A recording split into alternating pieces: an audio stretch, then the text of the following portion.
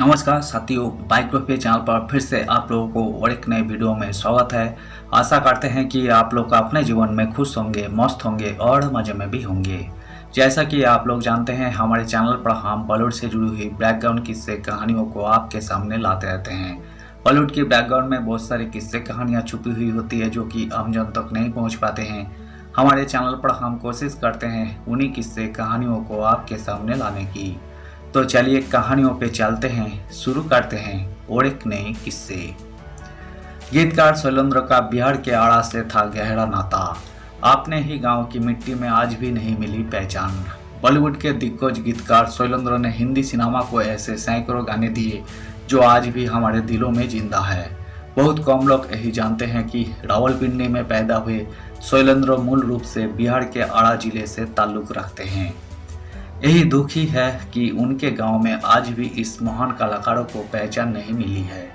बिहार के आड़ा में है महान गीतकार शैलेंद्र का पुश्तैनी गांव। अख्तियारपुर गांव में अपनी मिट्टी के कलाकारों की एक प्रतिमा तक के लिए तरसे लोग। गांव वाले बोले, नेताओं ने घोषणा तो बहुत किए लेकिन कुछ हुआ नहीं। सजन रे झूठ मत बोलो, हर दिल जो प्यार करेगा, किसी की मुस्कुराहटों पे दुनिया बनाने वाले, क्या तेरे मन में समाई। हिंदी सिनेमा के लिए सैकड़ों सदाबहार गीत लिखने वाले अमर गीतकार शैलेंद्र को दुनिया से गए 5 दशक हो गए हैं। आज भी शैलेंद्र के लिखे गीत नए पुरानी पीढ़ी के फेवरेट है। उन्होंने 2 दशक से अधिक समय तक 170 फिल्मों में जिंदगी के हर फलसफे और जिंदगी के हर रंग पर गीत लिखे। 30 अगस्त 2024 को उनकी 101वीं जयंती थी। शैलेंद्र के पिता केसरीलाल फौज में थे। उनका ट्रांसफर रावलपिंडी में होने के कारण कई साल तक वे वहां रहे। रिटायरमेंट के बाद उनके पिता मथुरा में बस गए। महज 43 साल की उम्र में शैलेंद्र का निधन 14 दिसंबर 1966 को मुंबई में हुआ।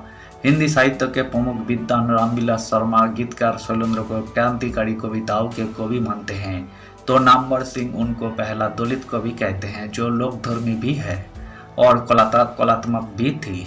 बिहार के भोजपुर जिले में भी लोग शैलेंद्र को याद कर रहे हैं। वे इप्टा के संस्थापक सदस्य रहे। कई लोगों को यही जानकर ताज्जुब होता है कि शैलेंद्र का जन्म भले ही 1923 में रावलपिंडी में हुआ, लेकिन वे मूल रूप से बिहार के भोजपुर जिले के उद्वंत नगर प्रखंड के अख्तियारपुर गांव से जुड़े हुए थे। अख्तियारपुर गांव में आज भी रहते हैं शैलेंद्र के वंशज।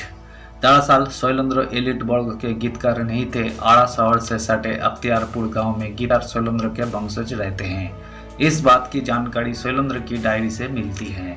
उनके बेटे दिनेश और बेटी अमला मजुमदार जो दुबई में रहते हैं, अपने वंशजों से आकर मिले भी थे।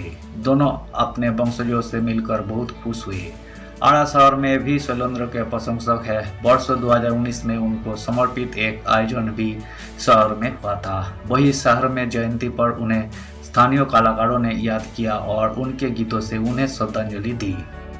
रेलवे में अप्रेंटिस के लिए मुंबई गए थे शैलेंद्र। जनवादी रोमानियत और जनकवी गीतकार शैलेंद्र के पिता केसरीलाल बिहार के आड़ा के रहने वाले थे।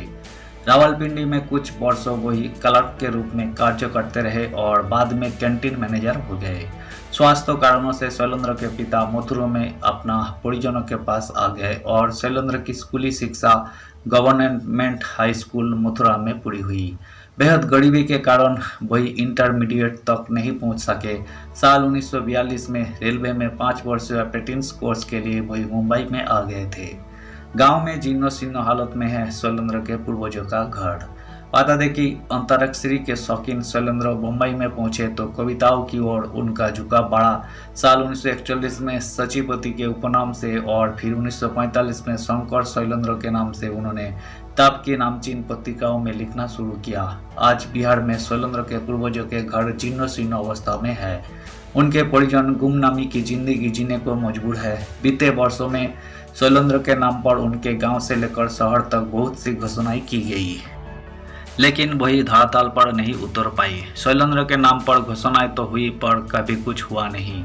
अपनी मिट्टी के इतने महान गीतकार को उनके ही गांव में पहचान नहीं मिल पाने के कारण संगीत प्रेमियों और शहर के लोगों में काफ़ी गुस्सा है।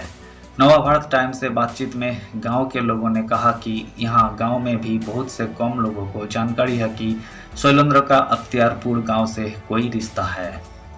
नेता, मंत्री, प्रशासन इन सभी ने उनकी कोई सूद नहीं ली। घोषणाएं तो यहाँ तक हुई कि गांव शहर में उनकी प्रतिमा लगाई जाएगी, लेकिन यही सब सिर्फ घोषणा ही रह गई। उनके वंशज भी गरीबों में जैसे तैसे जिंदगी बिताने के लिए मजबूर है। धन्यवाद साथियों, आज की इस वीडियो में हमने बॉलीवुड के मशहूर गीतकार, राइटर शैलेंद्र से जुड़ी हुई किस्से को आज हमने आपके सामने रखने की कोशिश की है। उम्मीद है दोस्तों वीडियो आपको जरूर पसंद आई होगी। वीडियो पसंद आए तो लाइक कर दीजिएगा। चैनल पर अगर आप नए आए हैं तो प्लीज़ एक सब्सक्राइब कर दीजिएगा और इस वीडियो के बारे में आप अपना ओपिनियन जरूर रख सकते हैं। कमेंट बॉक्स खुला है, आप कमेंट कीजिए। हम आपका कमेंट का एक्सपेक्ट करते हैं और हम आपका कमेंट का रिप्लाई भी करेंगे। हमारे चैनल पर हम बॉलीवुड से जुड़ी हुई बैकग्राउंड किस्से कहानियों को आपके सामने लाते रहते हैं। बॉलीवुड के बैकग्राउंड में बहुत सारी किस्से कहानियाँ छुपी हुई होती है, उसी कहानियों को हम आपके सामने हाईलाइट करने की कोशिश करते हैं। सो आपकी एक सपोर्ट से हमें आगे काम करने की उम्मीद मिलती रहेगी और प्रेरणा भी मिलती रहेगी। मिलते हैं नेक्स्ट वीडियो में। धन्यवाद।